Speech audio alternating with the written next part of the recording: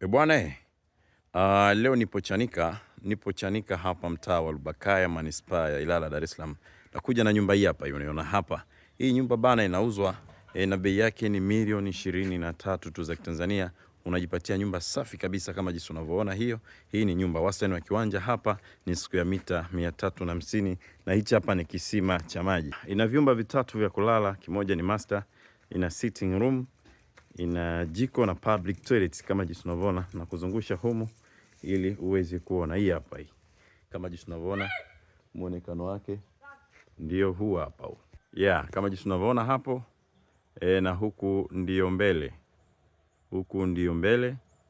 Baraza ya mbele hii hapa hii. Kama jinsi unavyoona. Ngoja tuingie ndani ili uweze kuona. Na bei ni milioni 23 tu za Tanzania, unajipatia nyumba hii hapa hii ambayo wastani wa mita 800 kutoka barabara kubwa ya lami.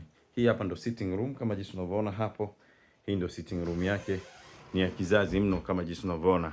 Hii hapa chini ina tiles.